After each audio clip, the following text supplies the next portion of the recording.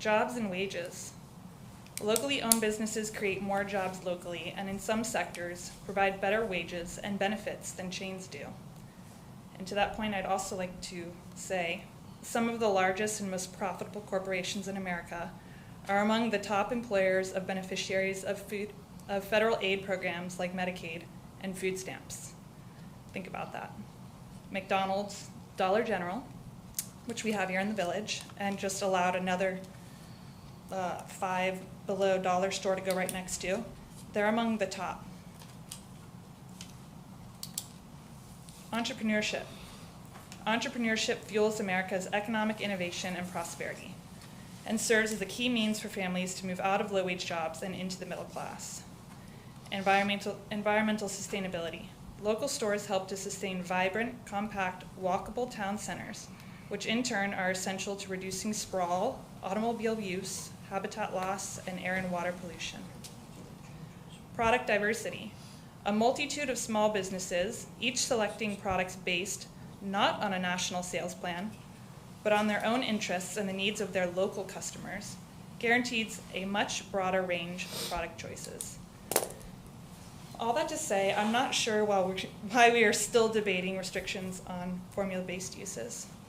After local residents and local business owners have given input on how they feel during the charrette process and repeatedly since then. And even the Village of Tequesta's own mission and vision statement supports this, protecting small businesses. Also, I'm a little sad that we want to give up on the US 1 corridor as a lost cause in trying to maintain village charm. I don't see why it needs to be separated out. In fact, a separate issue, I would love for the speed limit to go down to 35 like North Palm. It's part of the village. I don't understand why we're sectioning it off and saying, oh, it's a different part of the village. We don't care if it's full of chains. It's not in the neighborhood. The village is small enough. It should all be seen as one. And lastly, if the financial feasibility of a project hinges on including national chains, then maybe that development needs to go back to the drawing board because the project doesn't sound like a fit for Tequesta. Thanks. Thank you. Marianne? Any other public comment? Mr. Bradford?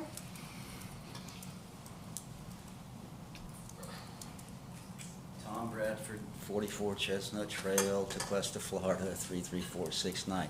It's preposterous for anyone to say that a municipality will send them a letter to tell them they're going to have a meeting. I know you bent over backwards and did it this time. It just doesn't happen, okay? And any citizen, not just a Tequesta resident, can sign up on your website under the heading of Agenda and Minutes and check off the alert box for whatever they want, whether it be council, EAC, whatever, and they will receive an email, and it will tell them the meeting is on such and such a date, and oh, by the way, here's a link. You click that link, and you're going to get the agenda and the backup. So for anybody to suggest that you people have been disingenuous is, in fact, a disingenuous statement. Secondly, what I'd like to say is the reason this ordinance or this overlay is not a bad thing, it's not a taking, it is not a taking to go from a use of right to a special exception. It's that simple. The other things like civic and other aspects of it, there's waivers. You guys control the legitimacy of any request where they make to have something that's not pursuant to what's written in the ordinance. So I say go for it. It's about time. It's overdue. And one last thing. If you want to see how maintaining parking in the rear of the building really looks, go to Tequesta Square, which is the office complex immediately south of the mobile station at the corner of US 1 and County Line Road, and take a look at it from, say from the east looking to the west, and you will see how much greater and much more beautiful that is than what's allowed today. So again, go for it, please. It's overdue. Thank you. Marianne? We have Bill Perko. Can I yield my time to Jonathan?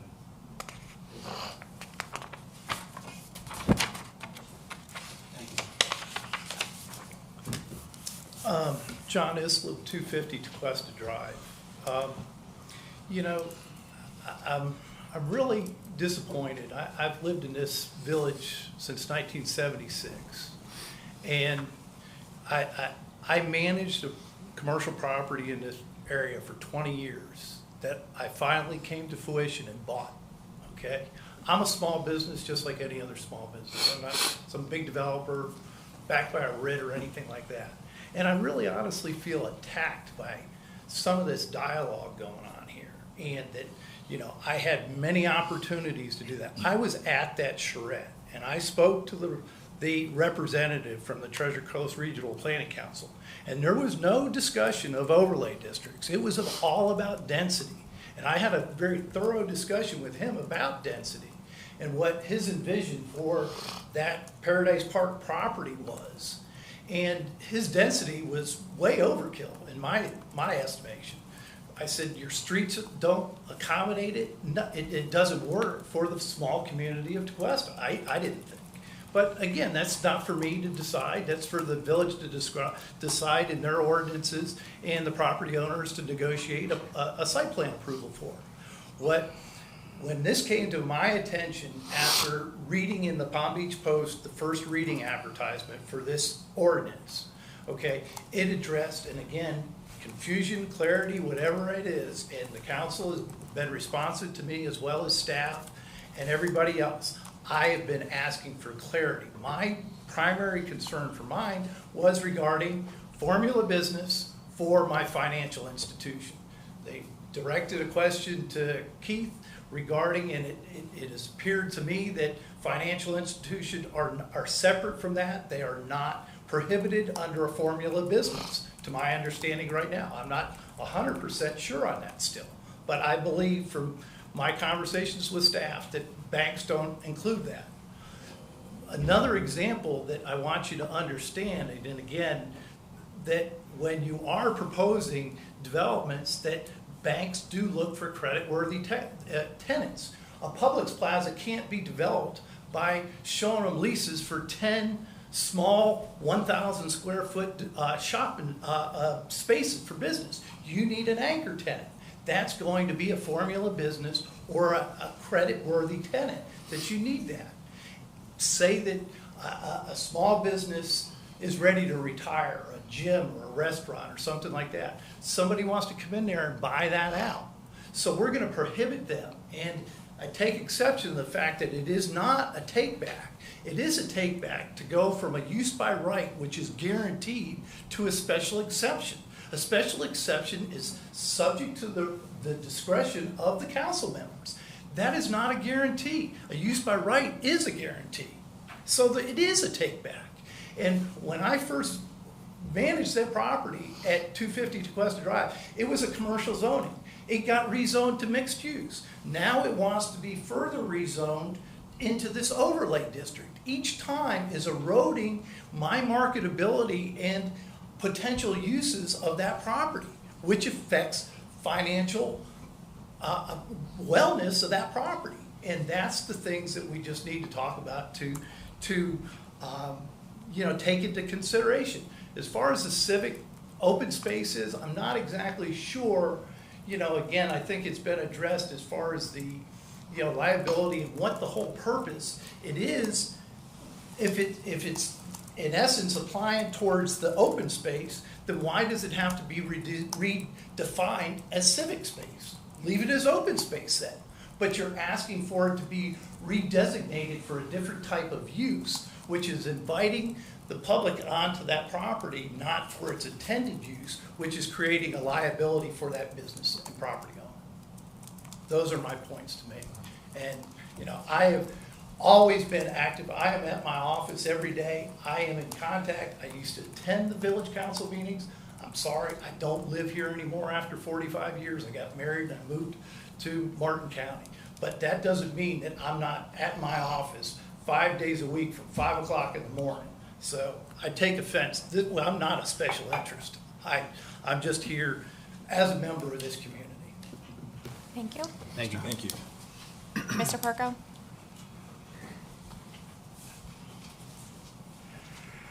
Good evening, Phil Perko, 300 250 Main Street. I was really excited to finally be able to be included in a productive conversation, and really look forward to tonight. I can't tell you how disappointed I am. I thought it was going to be productive. I thought we were going to focus on the issues. It just seems like everybody's in a defensive posture. Nilsa, I know you do good work. I do disagree with a few things. I've been around. I'm very in touch with everything that goes on. And when Mr. Little worked on this overlay, he spoke about incentives in addition to defining these overlays and working on the aesthetics of the village and everything I agreed with. But he didn't talk about banning formula businesses or making it more prohibitive, and I've never heard that. In fact, I would love to ask somebody to be on record in this hearing, this workshop, excuse me. When did this discussion start? Because I can remember when I think it started. It started with Starbucks. And Amy, I'm very friendly with Amy and Scott and respect what they've done with their business and prefer their coffee on record. How many locations do you have now? Mr. Perko, please address council. Okay. Sorry, I have to be. All right. So to get a definition on a formula business, I've heard 3 locations. You have 3 locations in the U.S. So there's been a lot of great businesses. The Ale House started in Jupiter and expanded. Jack Miller. You had Jupiter Donuts. You've had businesses that started here organically and were successful because people liked them. It's the free market. You do a good job, people come back. You got a different mousetrap than someone else. With this overlay, I thought we were going to come here and just talk about it and talk about some of the challenges and et cetera, et cetera. We want to do a great project. I've been on record, we want to do a park. We want to do a very interesting park component to it. I wasn't going to get defensive and talk about being singled out, but, I'm just going to say it publicly. We've been singled. There was a moratorium that came up when we had the project under contract. We got through that. And there was a bond referendum. Everybody knew it was under contract. Finally closed it. Now we have an overlay with these added restrictions. Not that we want to do a formula business. Not that we want formula restaurants. We'd love to keep it totally local. But there is a reality. You have high interest rates. You're about 10% to finance a project now. The building costs are extremely high. You have a lease rate, whatever business you're going to come in, there's a way to hopefully be, economically positive. So it's a very challenging environment right now, and all options are on the table for us. We wanted to come here and talk to you. We want to do a great project that the community will support us on. We have a lot of great ideas. I know there's ideas you guys have too. We've talked one-on-one. We just want to have open dialogue. We just want to have positive conversations. We don't want to feel like we got to defend ourselves all the time. And I think I was out of text on Carmel, but they had the vision in 1916 when they incorporated that town. They had the vision, just like Nathaniel Reed had the vision to protect all this green space around us. So, I talked to Mr. Bradford one-on-one. We want to do something very interesting with the park. Mentioned a gentleman named Raymond Jungles, creating different habitats that reflect Florida. He did a really good job on Lincoln Road. Surprisingly, it's in Miami of all places, but they've imitated bald cypress tree habitats in the wetlands, freshwater, saltwater, and it's a big hit.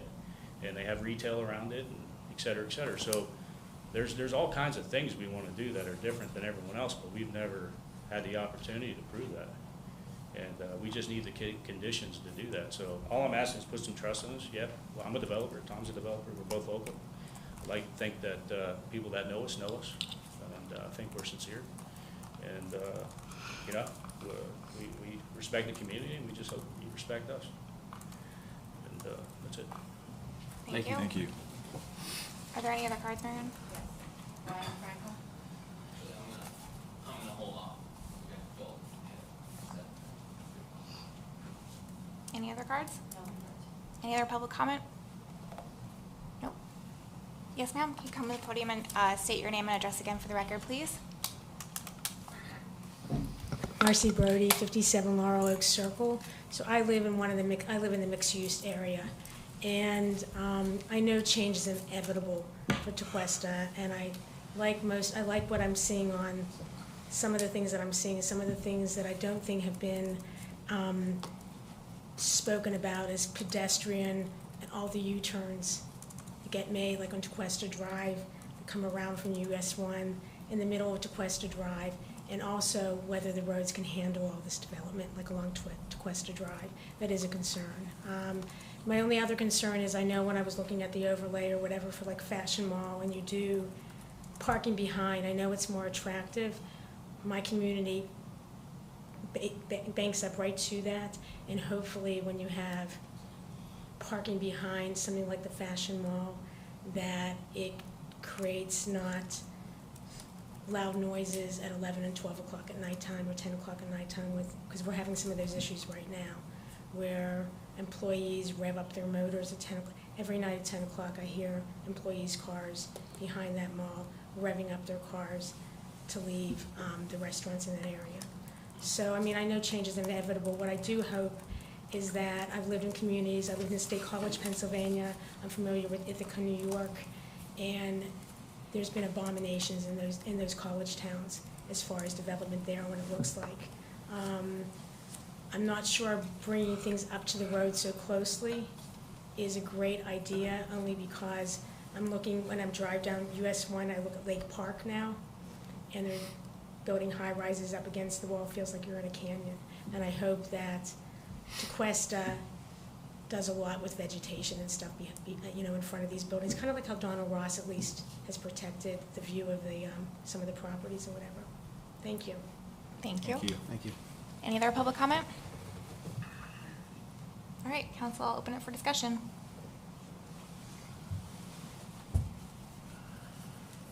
You want to start? Anybody can I'll start. start. Okay. I usually speak last, so. Yeah. I forgot my new seat requires me to go first. It does not. Anyone can speak first. So first I want to thank everybody for coming out and sharing your opinion with us, regardless of what side of the issue we're on. This is all very important. It's important for us to hear, and obviously we want to take all of it into consideration. At our last meeting, we heard a lot of stuff for the first time that I think, at least, I don't know if caught off guard is the right way to put it, but it was definitely unexpected. We heard that it was rushed by staff and council. We heard that the overlays were, I forget the exact terminology, but onerous and overreaching. And,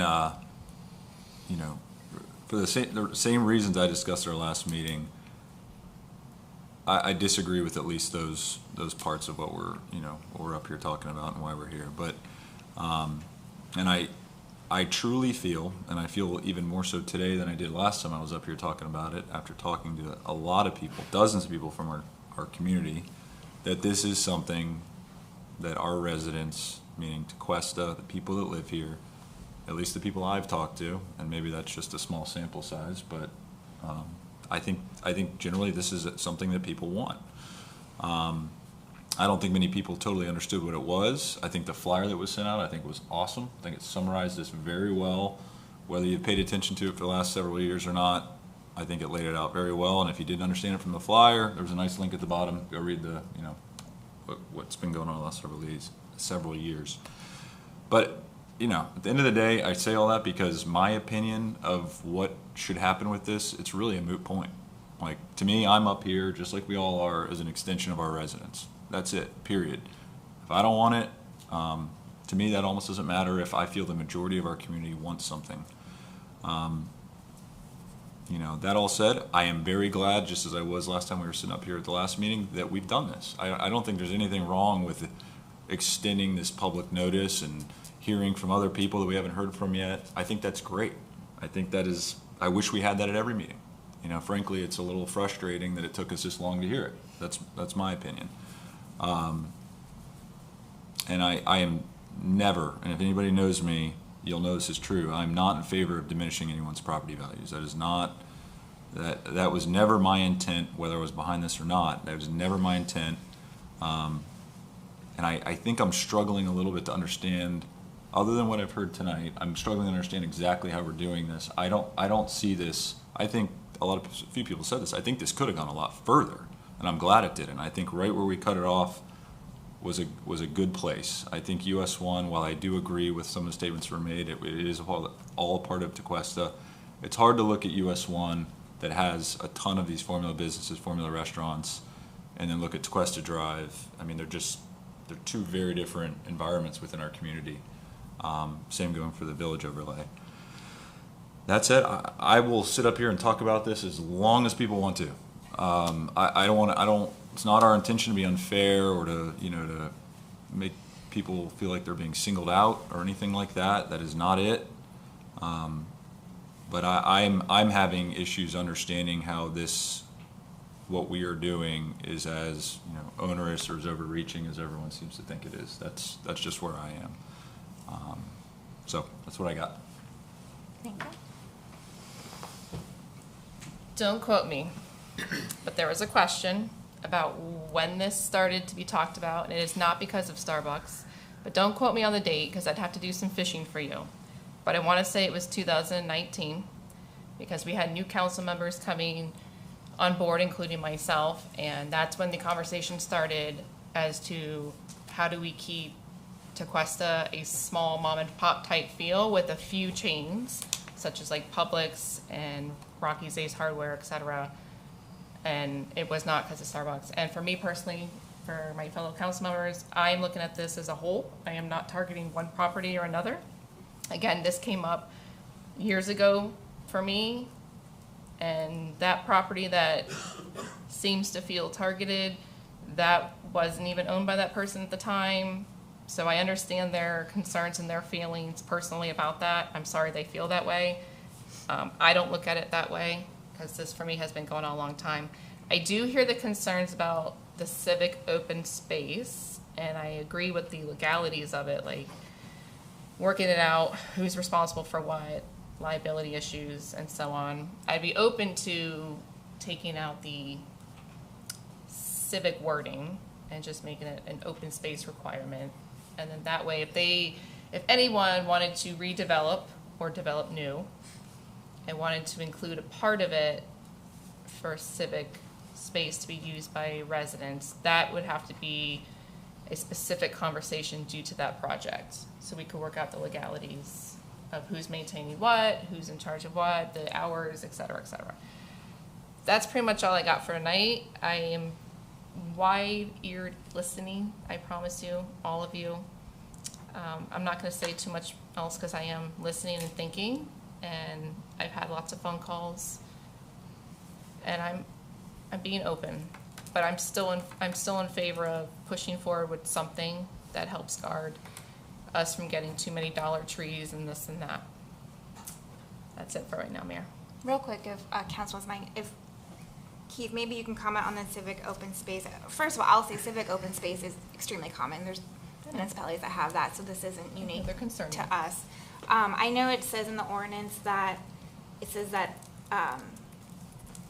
the property owner could dedicate it to the village, otherwise they have to maintain it. Is there, would that need to be revisited, just the legalities of that? We can look at that.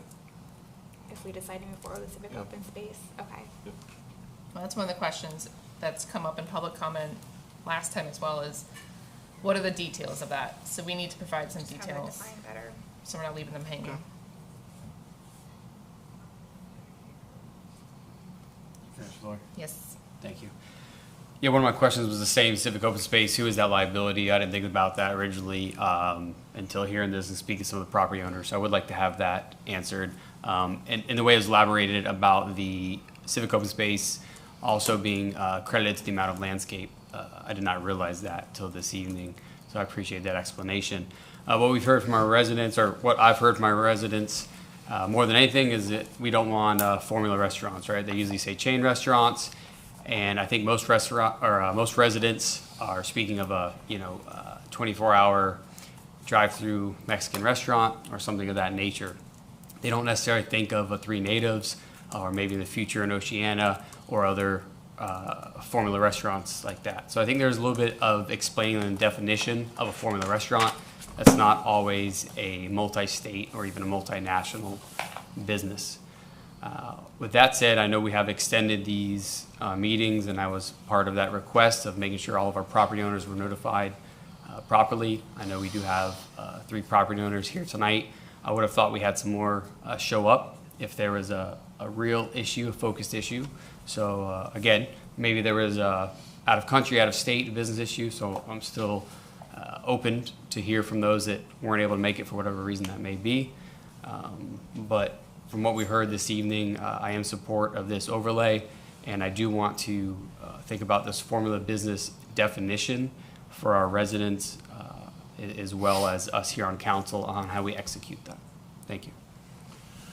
Mayor, before I give my comments, I would like to just recognize and clear something up. There's been a lot of chatter from the last meeting where we requested this workshop, and it came down to notification. And I sense that staff feels that they were kind of being singled out, that our staff has not, be it from the dais or from the residents, maybe perhaps they didn't notify. Staff has done anything and everything they are required to do. When it comes to social media, I don't think there's a platform that we're not on that we haven't advertised this. One of the items that we bumped tonight, or we've discussed having a conversation about, is our notification requirements and how we notify businesses. But I just want to make it clear that our staff did everything they've been required to do. And nothing about this, when you hear the rhetoric from last week or last month and then tonight about notifying people, I want to make sure that staff knows that there's nothing to do with what staff did. Staff does everything they're required to do and asked to do. We don't have a notification requirement yet. And that's something that we're going to discuss. So these meetings can be noticed other than how we typically do it. Mr. Bradford talked about notice ways within the website. I wasn't even aware of that as well. So there's just different ways to navigate that. But I just want to make sure that staff knows and it stands that this comment of us not getting the word out has nothing to do with the work that our staff does. Our staff does a tremendous amount of work. An observation I have on the Tequester overlay, any also? And it only because, and I bring this out because the Tequesta overlay includes the east side of the railroad tracks.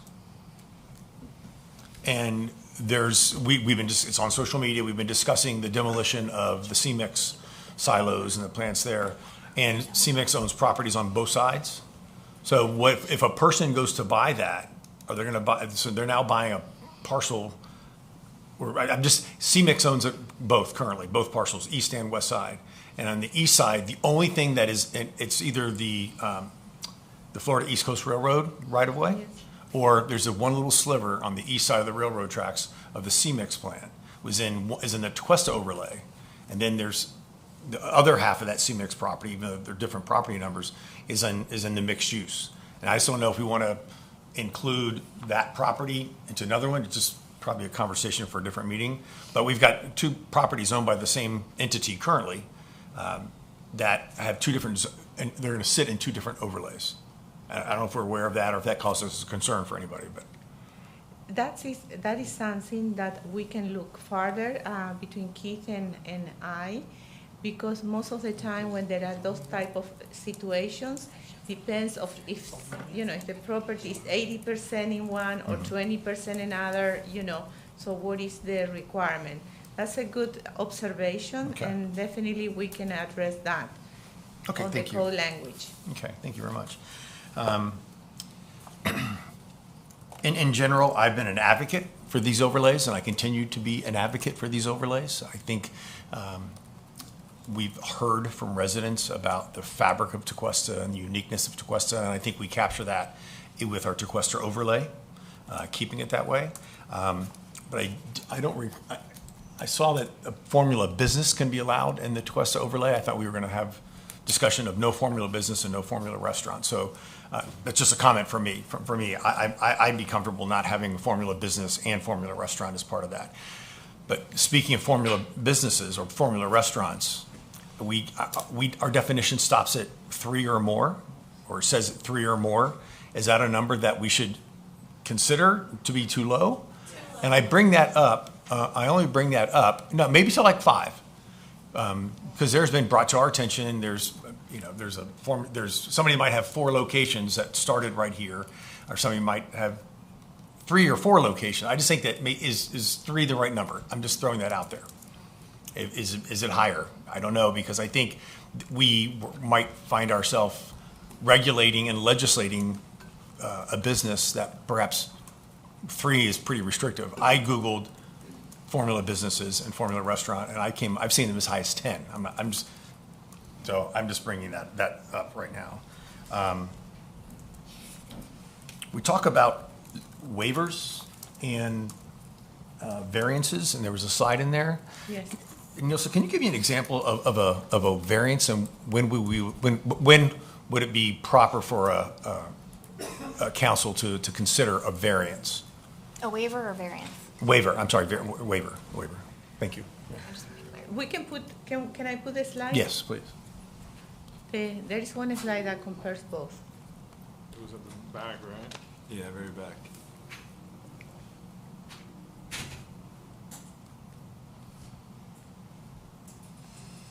Close. The next one. There.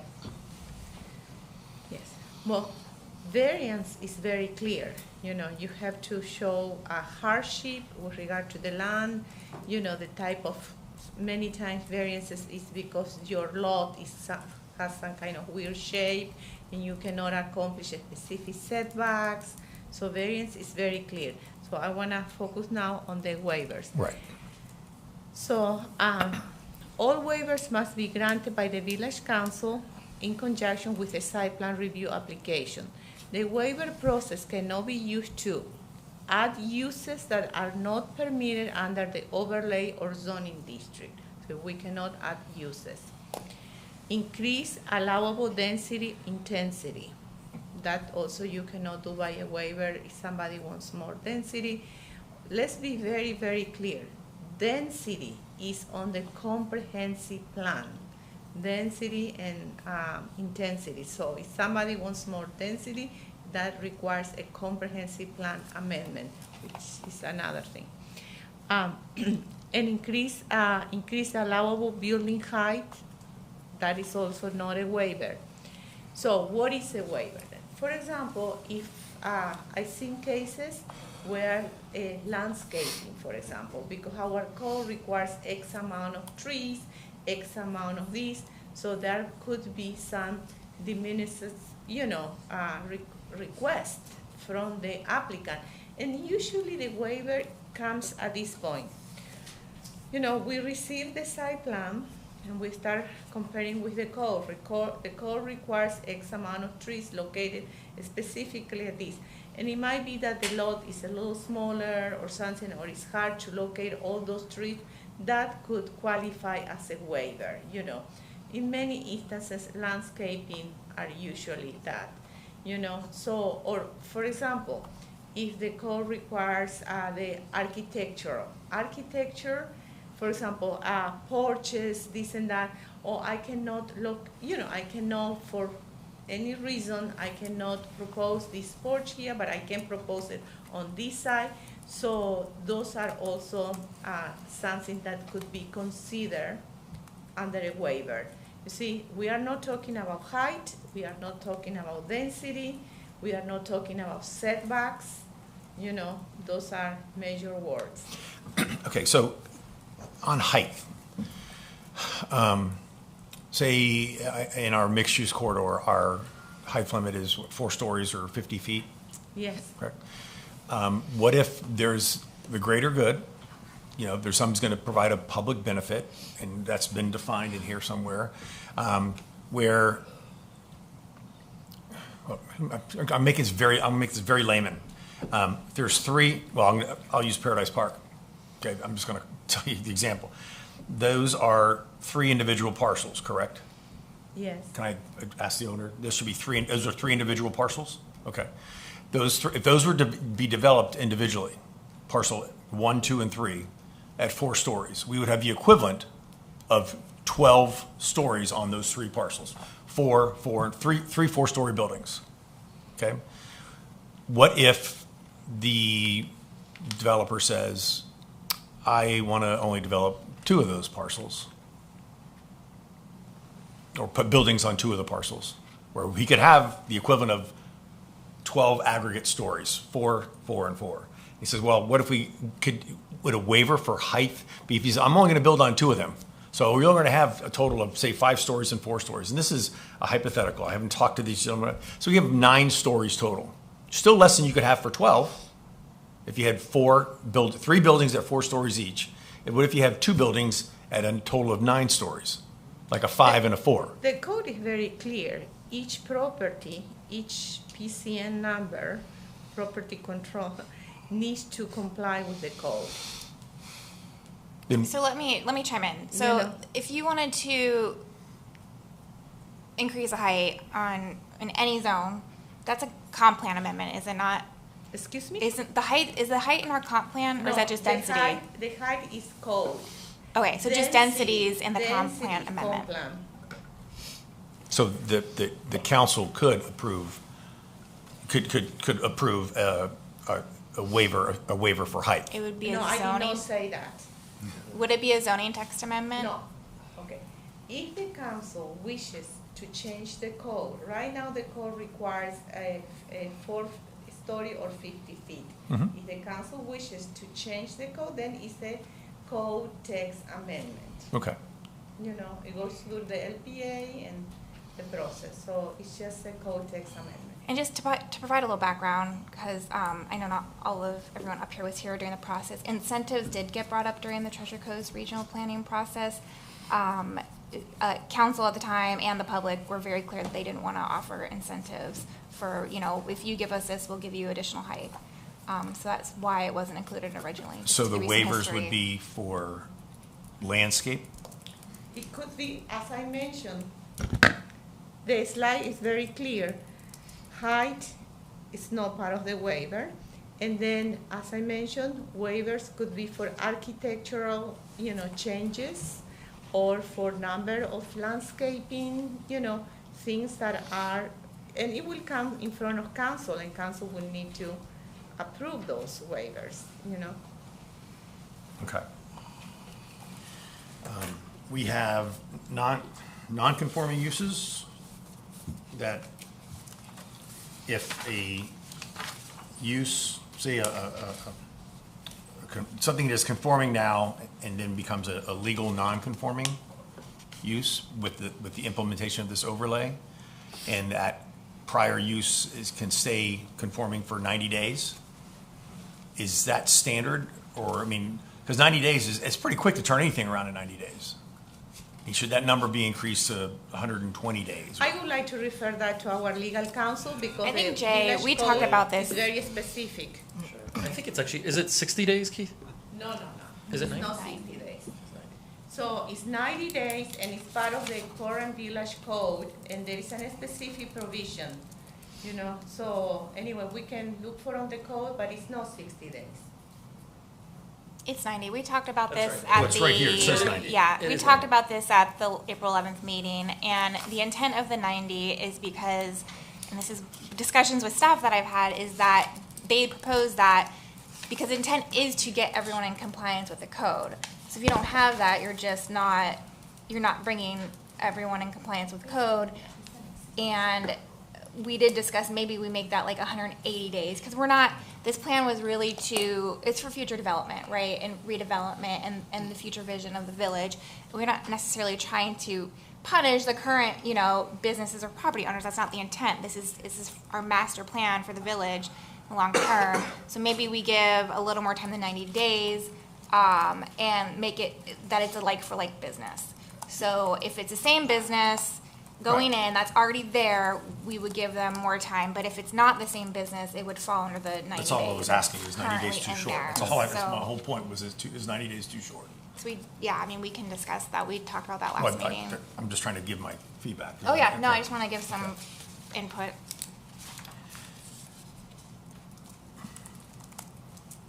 And in this, our current code, the maximum of 5,000 square feet of gross leasable area is allowed for each tenant or individually owned unit, so it's a maximum of 5,000? Yes, the current mixed-use code has been organized in the 1980s, I think, and included that provision that if it is, for example, up to 5,000 square feet, is approved by right, is permitted by right. And if it's more than 5,000 square feet, then it have to be special exception use. Okay. And that is to protect the integrity of the mixed use, the first intent, which was to attract local businesses, small businesses, so that was the intent. Okay, thank you.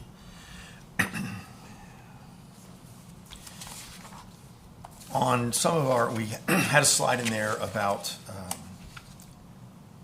facades and porches and things.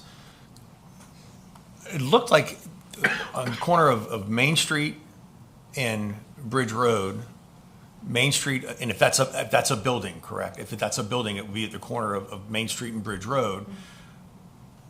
It says on Main Street, we allow a porch or we allow a bracketed balcony, but on Bridge Road, we don't allow a bracketed.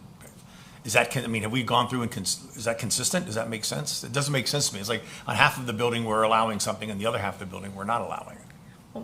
Most of that code language was based on the charrette, where the main street was like the main character, and then the Bridge Road maybe was more like a secondary street. But those are the things that definitely you could request a waiver. You know, like I mentioned before, those are architectural character that there will be, you know, some flexibility. Okay. And I agree, it's been said a couple times up here about the civic open space. If we require that, you know, I guess there's still some clarification on that. But even if it's part of the landscape buffer, if we're requiring that to be open space, I think is it going to be, what's the purpose of it then, of having, if it's just going to be if it's going to be just part of the landscape buffer and they choose not to do, so they have to come up with one of those 7 or 8 possibilities, correct? Yes, for example, when you go to Naples and you are walking on the street in Naples, on the city of Naples, you have on the side benches, you have water fountain, and those are small little areas with a little bench, with a little water fountain that truly add to the character and to the pedestrian friendliness. So that's the intent of those civic spaces. Are we going to require, are we approving where the civic open space will be required? Or can the developer or the applicant say, this is where we want the open space to be, and it has to be approved? Because we're telling them they have to do open space, and now we're going to tell them where it has to be, when they're probably the best person to tell us where it would be. So, because again, we are possibly taking away part of their rights, in other part, not with the open space, because it's part of the landscape. But if we're taking away a property right, when the people bought these properties, they knew at the time they could develop it and put in whoever they wanted in there. Now it's at the whim of the 5 people that sit up here, the overlays for the formula restaurant or formula business. Is there a way to allow the applicant to tell us where that 5% is going to be? Can they direct that? There is flexibility built into this, where there is a drawing that shows the different options that they have to do the open space. Oh, here it is. You know, there are different ways that it could be done. Right, but we're going to direct that. It'll be part of the site plan approval process, right? So the same way that you guys would look at the orientation of a building and say, I don't like the orientation of this building here, you would be looking at the civic open space as part of the whole site plan. Okay. Ideally, you know, with the conceptual plan process, that could be kind of vetted early on so that they can kind of guide the rest of their development. But it's something that they would propose, we would work with them on, and then hopefully we can come to council, you know, holding hands on, okay. on a Awesome. civic open space. Great. Sorry. I held off on all these last time. And the last thing, I guess my last comment would be that, you know, in the Tequesta overlay, I'm not in favor of any formula restaurants or formula businesses in the Tequesta overlay. I think we're legislating by including formula businesses. I think we're legislating a problem that doesn't exist yet, and I don't know if it would ever exist, because I haven't heard, Rick Sartori, has not heard people complaining about formula businesses. And I do agree with some of the comments I made tonight, that if you start getting rid of a credit tenant, a credit-worthy tenant, it's going to be very difficult for people. I'm a 27-year commercial finance guy, and that's a very true comment. So I just want to make sure that when we include these, I think US 1, while there's difference of opinions on US 1, I think US 1 is where the formula businesses and formula restaurants can be restricted or special use exception. I think in our mixed use or the village overlay, I would support the formula restaurant requirement as a special use exception. I don't know if I have a concern with the formula businesses to be there or not, but in the Tequesta overlay, I clearly want it. I'd rather not see either of those ability in that entrepreneurship neighborhood.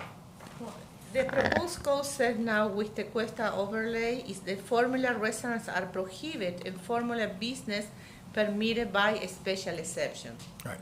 Mm-hmm. Yeah, and I'm in favor of not even having the formula business on there. So they're both be. This is just my opinion. So, but that's all I have on these. Okay, thank you. There's a lot that's been said. So I will just say generally, I appreciated having an additional workshop and conversation tonight, and I am in favor of the ordinance pretty much as written. I think there's some tweaks we need to make still. But I think, this is my personal opinion, Tequesta is such a highly desirable place to live. I can't imagine that adding one extra step for a formula business or restaurant to come to us is going to deter a lot of people. That's my personal opinion, but everyone wants to be here. Businesses want to be here. I just can't imagine one step is going to really have a detrimental effect on the business community. And I will say, like what Councilmember Brandon said, this process started a long time ago before some current property owners own their properties. I know when I was campaigning in 2021, I knocked on about 1,000 doors, and people kind of like someone said tonight, it's like, we know change is coming, it's inevitable, but we want a plan, we want to manage it, we want to maintain our charm, and I think this really, it does that. And I've heard from more people that they want this than not. And I think, we always are told what our vision is, and I'll read it again, is we will preserve and enhance the unique character, community spirit, small town values, and superior quality of life for all who reside, visit, and work in the village of Tequesta. And I truly think that this plan will do that, and it will enhance our village even more if we enact it. I do think there's a couple things that we need to look at, which is defining the legalities of the civic open space. Does everyone agree on that? Yes. Yes. And then the Vice Mayor brought up property owners that have properties in 2 overlays. That's a tricky one, because just because a property owner owns different properties in different overlays, it doesn't mean they're going to sell them all together. So I don't know how. I don't know if that would be a waiver, Jay or Nilsa, if there was a property owner like the CMEX property and they sold it together and then they had 2 properties that were in different, can you bring up the zoning map, the overlay that showed all 3 of them? That'd be difficult to legislate. It probably would be easiest just to tweak the map. For just and that make one them, property? And make them consistent, yeah.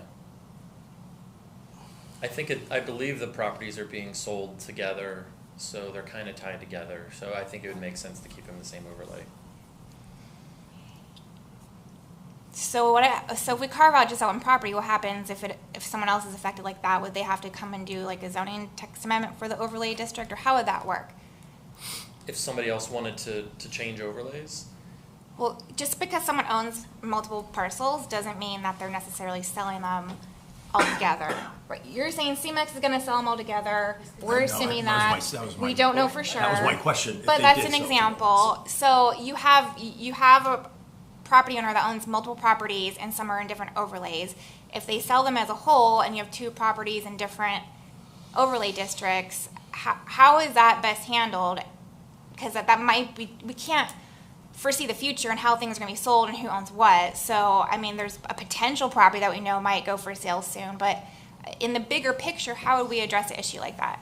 Because I don't know if it's good to just do one property now for a hypothetical or have a process on how we would actually handle that down the road. Are we talking about the CEMEX that belongs all to the village center of? But it's in two, so it's in one part of, they're different properties, right? But one property that they own is in the DeQuesta Drive overlay, the other is in the Village Center overlay.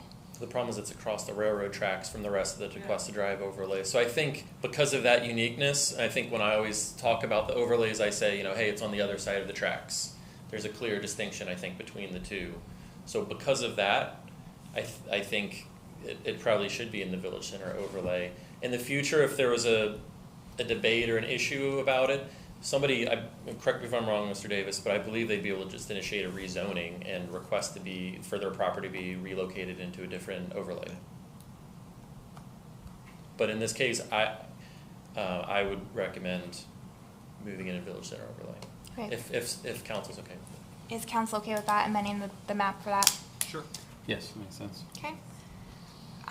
The number of businesses to be considered formally was brought up. I know you or Lance, it wasn't at the last meeting, it was another workshop, had brought up considering like businesses that were in Palm Beach County, that their headquarters, Yes. or can you kind of explain that again? Somebody brought this up that Sanibel has this, where if something was founded it was either in Sanibel or in that county, they're not considered a formula business. So if like 3 Natives, I think, has a crazy amount of business, like 20 or 25 maybe.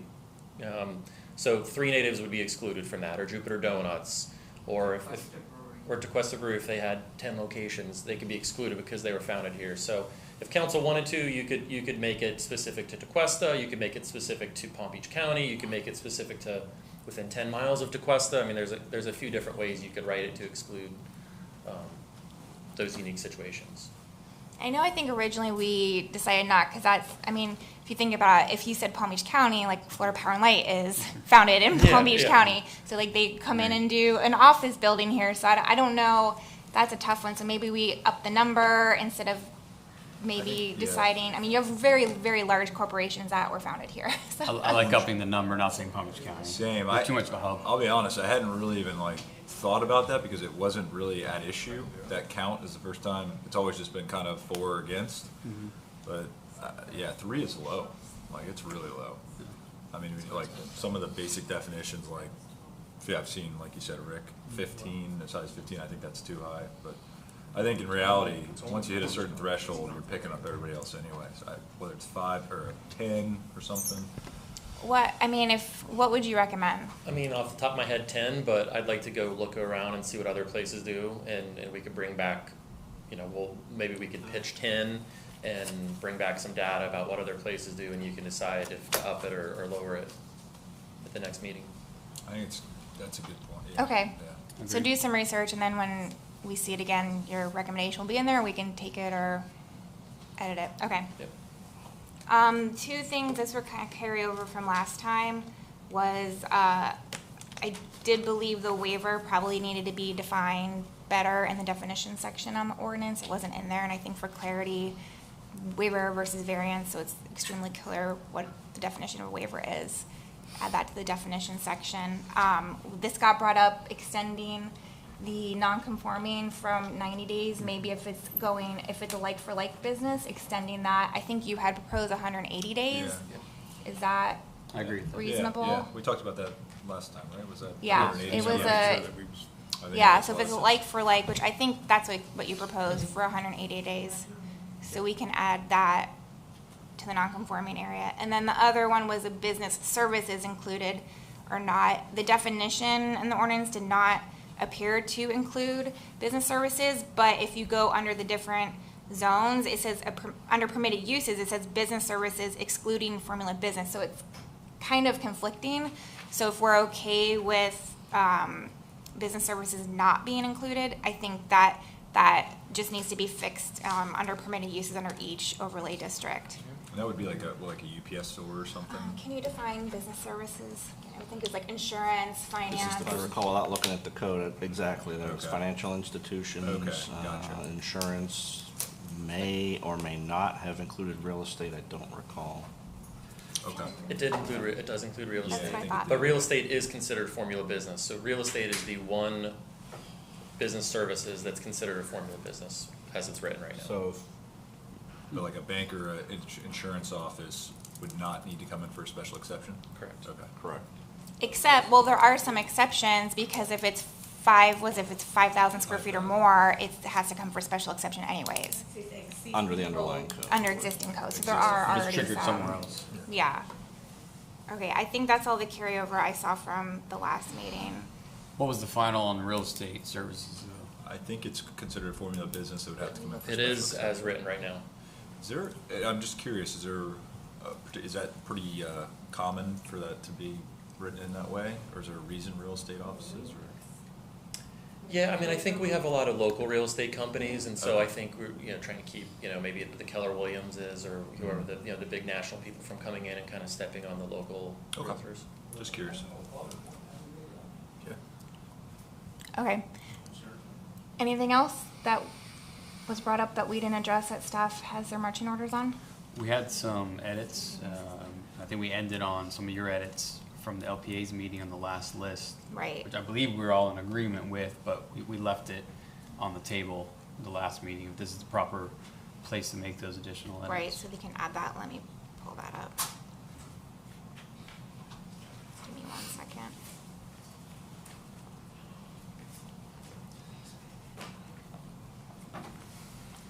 And while you're looking, I'll just try to pull it to clarify on the real estate services, under the definition for formula business as in the current draft document, it captures real estate services in the definition of formula business. So we probably need to tighten up the definition of business service and without creating any nonconformities in the underlying codes, but we'll have to tighten that up a little bit. Okay. And then the LPA recommendations, I'm just gonna read the ones we did not accept, was reducing the size of properties that are eligible for the payment in lieu of civic open space from 2 acres to 1 acre. Make it clear that civic open space cannot have artificial turf. And then there was something about the 80-20 provision that they wanted to revisit. Those three we did not want to consider, but the rest we did. I agree with those. Yeah. Mayor, I have a question Yes. about the overlay extending the one district, including the other half, the CMEX property. Why was that again? Are they two different addresses? Yes, and I just brought it up because it's the only parcel. It's On that it's on road. the east side of, because otherwise it's Florida, it's FEC Railroad. So that's a kind of just a little finger over there. And I'm not saying that they're selling it together. I know, but, so if it's just including the one parcel that's owned by one person, is it an issue for that person, or are we doing it without talking to them? I just brought it up, the fact that we have, because to my knowledge, Because it is across the road, and I know it has two addresses, so I started to think about it, and I'm just curious why we would extend, maybe we just leave it. It was a mapping issue, honestly. If Okay. we had really, because it's such a small parcel, I think we didn't even realize that we did it that way. If we were to redo it today, we would have it in the village center. Over the I mean, in road? the DeQuesta Drive. Over the road? I'm sorry. Village center, yeah. Okay. All right, Jeremy, I'll talk to you later. I'm confused, but. All right, anything else? Yeah, yeah. No. So what were the next steps? Would this have to go back to LPA again? I think that probably what we need to do is, council gave us a pretty significant menu of items, not only to just tweak, but to look at. This is gonna take a little bit of time to get through these. So I think we should either bring it back to your next, I don't know if it certainly won't be the May council meeting, but as soon as we're ready, bring it back to you. Do you think it'd have to go to LPA again? Are the changes significant?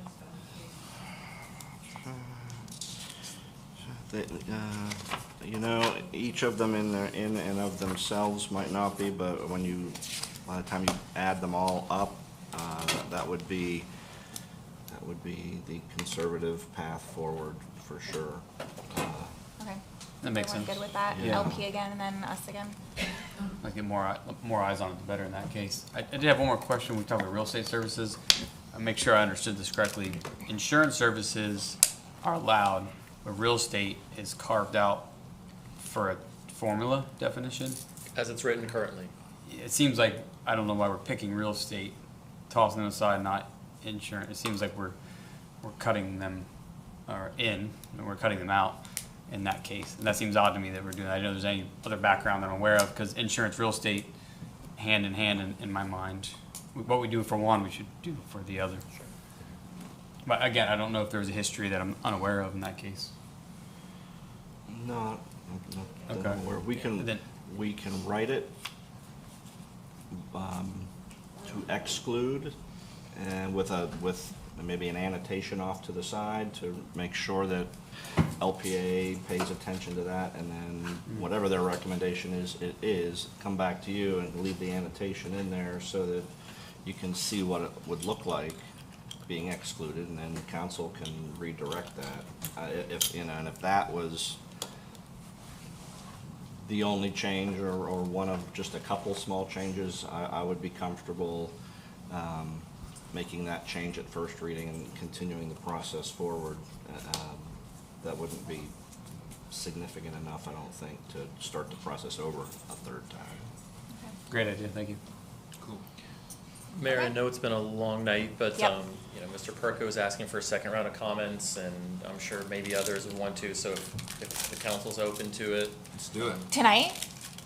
Oh. No, I'm sorry. Tonight No, is- we do have a resolution that our workshops end at 9 p.m. Oh, and it's 9 to 5. Another So I'm already, yeah. And we'll have 3 more public meetings, LPA, and then 2 council meetings for public comment. Okay. Okay. All right, with that, can I get a motion to adjourn? So moved. Second? Second. All in favor? Aye. I have to go to the bathroom.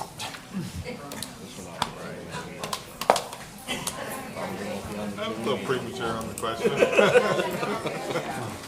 thought it was going so well at the time.